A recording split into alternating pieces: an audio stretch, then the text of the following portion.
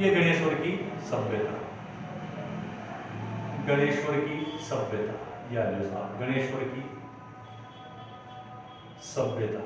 बहुत ही प्यारा टॉपिक है सभ्यता, बहुत ही प्यारा टॉपिक है उषा को। पूर्व सभ्यता अगर आप पढ़ेगा तो बहुत ही प्यारा टॉपिक है, न्यू ही समझ में आ जाओ सर। अब गणायों की जगह सर सभ्यता तो समझ में नहीं आती, समझ में आप तरीके से पढ़ोगे तो डेफिनेट समझ में आएगी। ऐसे ऐसा टॉपिक कौन सा भी नहीं है जो आपको समझ में नहीं आए, बशर्ते वो अच्छी तरह से पढ़ा गया हो। ठीक है, तो सबसे पहले तो ये देखते हैं कि गणेश्वर की सभ्यता कहां पर थी, कौन सी नदी के किनारे विकसित हुई, किसने इसका उत्खनन किया, किसने इसकी खोज की, ये सब बातें अपन देखेंगे और एक सारा ओवरव्यू लेंगे, न्यू ही समझ में आ जाएगा। आप लोड मत लीजिए किसी भी बात का। तो देखो आप राजस्थान में कहां पर थी, तो मैं पहले राजस्थान का नक्शा बनाऊंगा। ये लो साहब, ये अपना प्यारा राजस्थान। ओ गोरी धोरारी धरती रो, पिच रंग पहाड़ी धरती रो, मीरा करमारी धरती रो, पीथल पाथल री धरती रो, कितरो कितरो करारे में बखान, कण कण सू गूंजे जय जय राजस्थान। ये लो साहब, ये अपना राजस्थान। यहां पर एक जिला है सीकर जिला। कौन सा जिला है? सीकर जिला। सीकर जिला एक प्याले के आकार का जिला है, एक कटोरे नुमा जिला है, एक अर्धचंद्राकार जिला है। और इस जिले में इसके ऊपर एक और जिला है झुंझुनू। कौन सा जिला है? झुंझुनू जिला है। और इसी के साइड में चूरू जिला है। ठीक, तो ये 3 जिले। लेकिन अपन पढ़ रहे हैं गणेश्वर की सभ्यता, तो पहले ये देखते हैं कि गणेश्वर की सभ्यता थी कहां पर। तो सीकर जिले में एक पहाड़ियां हैं, खंडेला की पहाड़ियां।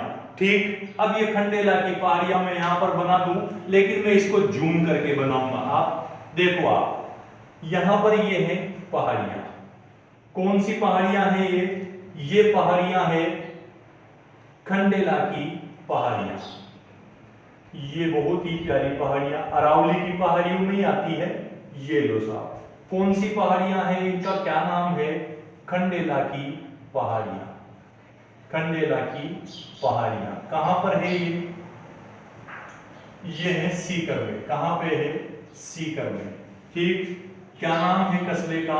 रेवासा सीकर। रेवासा में वही जीण माता का मंदिर, हर्षनाथ बेरू जी का मंदिर, हर्ष की पहाड़ियां, वही रेवासा। ठीक, रेवासा सीकर में खंडेला की पहाड़ियां हैं।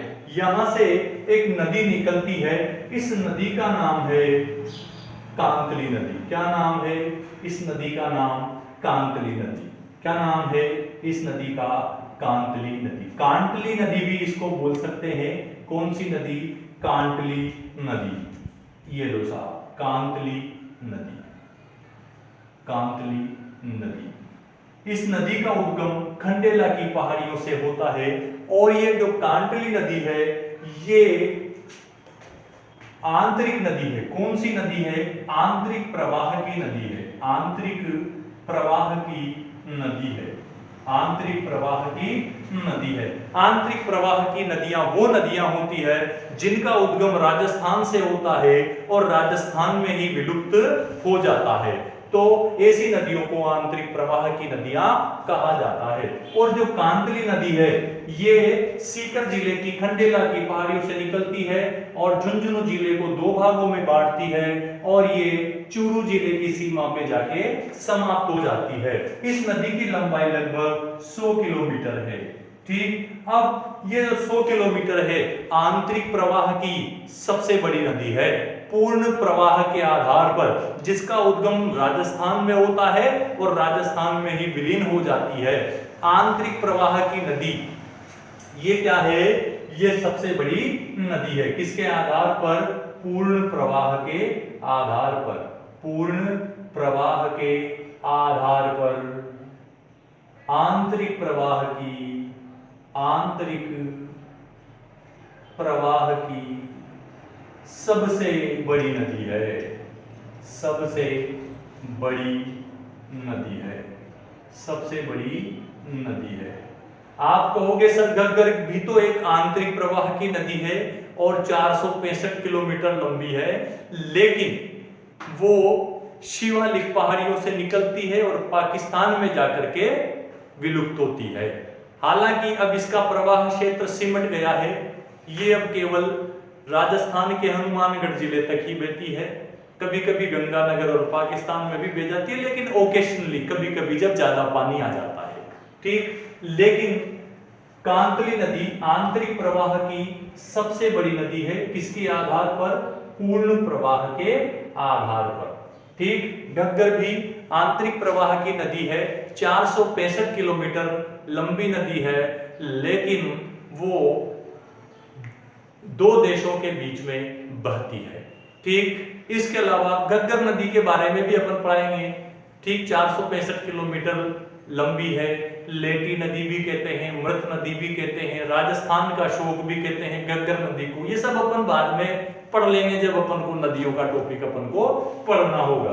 फिलहाल तो अपन बात कर रहे हैं किसकी? गणेश्वर की सभ्यता की, जो किसके किनारे विकसित हुई? कांतली नदी के किनारे। कहां पर? रेवासा सीकर में, ठीक। अब अपन बात करते हैं इसकी खोज की। खोज इसकी किसने की? तो अपन खोज देख लेते हैं। इसको मैं मिटा देता हूं, यहां पर लिख देता हूं मैं खोज। खोज या उत्खनन, ठीक, दोनों ही सेम नाम है, खोज या उत्खनन। इसका खोज या उत्खनन किया किसने? रतन चंद्र अग्रवाल ने। रतन चंद्र अग्रवाल, जिसको अपन आरसी अग्रवाल के नाम से भी जानते हैं। रतन चंद्र अग्रवाल जी ने इस सभ्यता की खोज और उत्खनन का कार्य किया। इनके साथ एक व्यक्ति और थे, वी.एन. मिश्र। किसने? वी.एन. मिश्र ने, ठीक। और इन्होंने कब किया इसका खोज और उत्खनन का कार्य? 1977 में। 1977 में रतन चंद्र अग्रवाल और वी.एन. मिश्र के निर्देशन में इसके उत्खनन का कार्य हुआ। हालांकि इस सभ्यता की खोज तो 10 साल पहले ही हो चुकी थी, 1967 में, लेकिन उत्खनन का कार्य 1977 में शुरू हुआ था, ठीक। अब इसके अपन उपनाम देख लेते हैं। गणेश्वर की सभ्यता के उपनाम क्या क्या है? तो मैं यहां पर लिख देता हूं उपनाम, ठीक। उपनाम को कहते हैं ताम्र संचयी संस्कृति। क्या कहते हैं इसको? ताम्र संचयी संस्कृति। दिख रहा है ना आप लोगों को? संचयी संस्कृति। अब इसका नाम ताम्र संचयी संस्कृति क्यों रखा?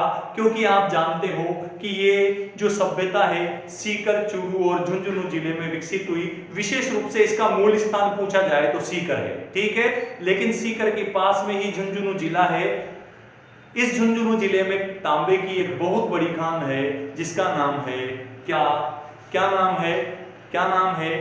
खेतड़ी। खेतड़ी जिले में, झुंझुनू जिले में खेतड़ी नामक जो तांबे की खान है, वहां से तांबा आज भी प्रचुर मात्रा में निकाला जाता है। इसके अलावा अपन बात करें, इसी के पास में है अलवर। इस सभ्यता का विस्तार इन 3 जिलों में तो था ही सही, सीकर, चूरू, झुंझुनू, साथ ही साथ अलवर और भरतपुर तक इस सभ्यता का विस्तार था। आगे अपन बात करें, अलवर में भी एक बहुत बड़ी तांबे की खान है, जिसका क्या नाम है? खोदरीबा। खोदरीबा, खेतड़ी, ये खाने इस सभ्यता के आसपास थी, तो यहां पर तांबा प्रचुर मात्रा में होता था।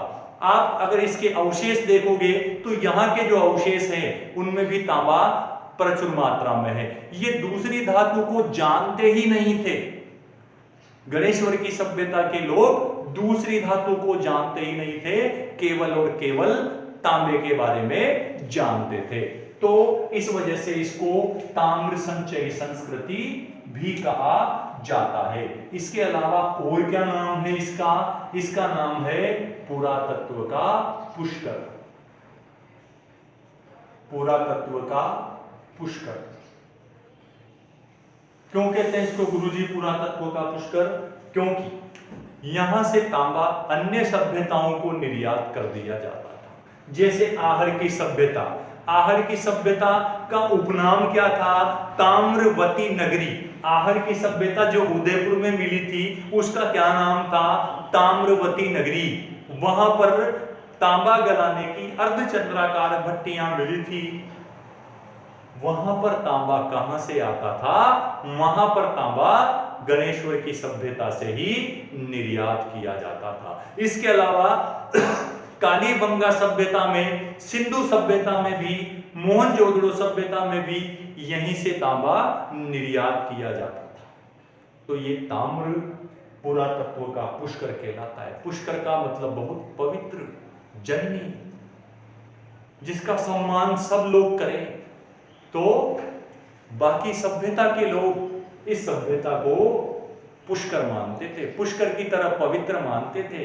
इस वजह से इसको पुरातत्व का पुष्कर भी कहा जाता है। आगे अपन बात करें और क्या है? ताम्रवती सभ्यताओं की जननी। समझ में आ गया होगा, ताम्रवती सभ्यताओं की ताम्रवती सभ्यताओं की जननी, ये इसके उपनाम है। ठीक, आगे अपन बात करें कि और क्या है इसकी विशेषता है। तो ये स्थान हो गया, नदी हो गई, खोज और उत्खनन हो गया, उपनाम हो गए। अब आगे अपन बात करें यहाँ के अवशेषों की। तो पहले मैं इसको मिटा दूं। अगर आपको स्क्रीनशॉट लेना है तो आप ले लीजिए। ठीक, स्क्रीनशॉट ले लीजिए। ठीक, आगे अपन देखते हैं अवशेषों की। ठीक, अवशेषों की बात करें तो यहां पर ताम्र आयुध मिले हैं। क्या मिले हैं? ताम्र आयुध मिले हैं। ताम्र आयुध मिले हैं।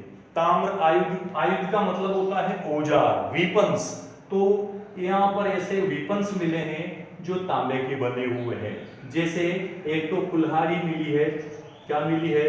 कुल्हाड़ी मिली है। यहां से मिले हैं अपन को तीर बाण मिले हैं। तीर बाण, तीर या बाण मिले हैं। ठीक, तीर को ही बाण कहा जाता है। तो तीर मिले हैं। यहां से मछली पकड़, हंसिया मिला है। क्या मिला है? हंसिया, हंसिया, दराती, जिसको अपन दराती बोलते हैं, तो वो चीज मिली है यहां से। इसके अलावा और क्या चीज मिली है यहां से? यहां से मिले हैं मछली पकड़ने के कांटे मिले हैं। मछली पकड़ने के कांटे मिले हैं। मतलब यहाँ का निवासी मच्छा पकड़ा जा और वाना खाओ जा। इको मतलब यो जो यहाँ के लोग मांसाहारी थे, मांसाहार के शौकीन थे, मछली खाने के शौकीन थे। कांटे मिले हैं क्योंकि यहाँ से मछली पकड़ने के, इस वजह से यहाँ के लोग मांसाहारी थे, ये कहा जा सकता है। ठीक, तो ये ताम्र आयुध मिले हैं। यहाँ पर जितने भी बर्तन मिले हैं वो सब किसके मिले हैं? तांबे के मिले हैं। तांबे के अलावा और दूसरी ये धातु को जानते ही नहीं थे। अपन बात करें कालीबंगा की, देखना कालीबंगा की बात करें तो कालीबंगा का पीरियड है 2750 से 1350 बीसी। ठीक, और इसका टाइम पीरियड है लगभग 2800 ईसा पूर्व। किसका? गणेश्वर की सभ्यता का। गणेश्वर की सभ्यता का 2800 बीसी, मतलब ये तो है लगभग 4800 साल पुरानी सभ्यता। सॉरी, 2350। कितना है कालीबंगा का टाइम पीरियड? 2350। ये दिख रहा, नीचे लिख देता हूं मैं, ये इधर लिख देता हूं ना, यहां कालीबंगा। कालीबंगा का टाइम पीरियड कितना है? ये कालीबंगा, कालीबंगा का टाइम पीरियड है 2350 बीसी से 1750 बीसी। ठीक, और गणेश्वर की सभ्यता का टाइम पीरियड कितना है? ये 2800 ईसा पूर्व की है। कितने की? 2800 ईसा पूर्व की। अब मुझे बताओ कि कौन सी सभ्यता पुरानी है? तो ये तो लगभग हो गई 4300 साल पुरानी सभ्यता हो गई। ठीक, और गणेश्वर की सभ्यता लगभग 4800 साल पुरानी सभ्यता हो गई। दोनों सभ्यताओं में 500 साल का अंतर है।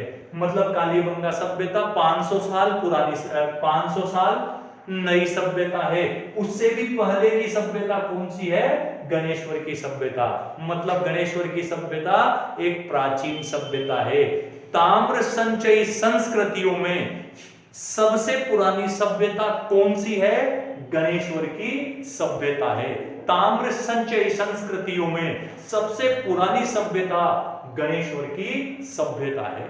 अब आप देखो, कालीबंगा और गणेश्वर की सभ्यता में अगर अपन तुलना करें तो क्या है सिस्टम यहाँ पे कि कालीबंगा सभ्यता तो आधुनिक सभ्यता है और ये प्राचीन सभ्यता है। अब जो सभ्यता प्राचीन रहेगी वो थोड़ी सी क्या है, बैकवर्ड रहेगी, पिछड़ी हुई रहेगी। और जैसे जैसे समय आगे बढ़ेगा, कालीबंगा तक आएगा तो वो अपडेट होती जाएगी, उसके अंदर ज्ञान आता जाएगा। तो कालीबंगा सभ्यता में जो मकान बनते थे वो तो ईंटों के बनने लग गए थे, क्योंकि ईंटों को बनाने के लिए थोड़ा सा ज्ञान जरूरी है। और गणेश्वर की सभ्यता के जो मकान थे वो पत्थर के थे। अब पत्थर में बनाने में कोई दिक्कत ही नहीं, कहीं से भी ले आओ, उठा लो और मकान बना दो। लेकिन ईंटों को बनाने के लिए ज्ञान का होना जरूरी है। तो कालीबंगा के जो मकान है वो ईंटों से बने हुए हैं और गणेश्वर की सभ्यता के जो मकान है वो पत्थरों के बने हुए हैं, क्योंकि गणेश्वर की सभ्यता एक पुरानी सभ्यता है और कालीबंगा की सभ्यता एक आधुनिक सभ्यता है। ठीक, यहाँ पर पत्थर के बांध भी प्राप्त हुए हैं। कहां से? गणेश्वर की सभ्यता से पत्थर के बांध भी प्राप्त हुए हैं। ठीक, कालीबंगा के लोग तांबे को तो जानते ही थे, प्लस कांसा भी जानते थे, क्योंकि ये नई सभ्यता है, इसके अंदर ज्ञान है, तो इन्होंने तांबे से कांसा बनाना सीख लिया। तांबे में टिन मिलाया और टिन मिला करके इन्होंने कांसा बना लिया। कांसा एक मिश्र धातु है। कालीबंगा को ऐसा ज्ञान था तांबे से कांसा बनाने का, लेकिन गणेश्वर में तो केवल और केवल तांबा ही मिला है। केवल कौन सी धातु मिली है? तांबा ही मिला है, क्योंकि इनको ज्ञान नहीं था। प्राचीन सभ्यता थी, 4800 साल पुरानी सभ्यता है। कालीबंगा केवल 4300 साल पुरानी सभ्यता है। तो ये अपन ने थोड़ी सी तुलना करी दोनों सभ्यताओं की। ठीक, अब अपन और बात करें, मैं मिटा देता हूं इसको। यहां से और क्या चीज मिली है? यहां से मिला है अपन को एक मृदभांड मिला है। यहां से मृदभांड मिले हैं। क्या मिले हैं? मृदभांड मिले हैं। और ये मृदभांड क्या है? छल्लेदार है, मतलब इन पर ऐसी डिजाइन्स बनी हुई है, ऐसी डिजाइन्स बनी हुई है। ये छल्लेदार है, छल्ले बने हुए हैं। क्या बने हुए हैं? छल्ले बने हुए हैं। और ये किस रंग के हैं? किस रंग के हैं? रंग या वर्ण किस वर्ण के हैं? ये है कपीश वर्णी, कपीश वर्णी है। कौन से? कपीश वर्णी है। कपीश वर्णी का मतलब कपी धन ईश, संधि विच्छेद कर लो आप, अपने आप ही आ जाएगा आपको। कपीश प्लस वर्णी, मतलब बंदरों के जैसे सलेटी रंग के ये कपीश वर्णी मृदभांड गणेश्वर की सभ्यता से मिले हैं। ठीक, ये वाली बात हुई किसकी? गणेश्वर की सभ्यता।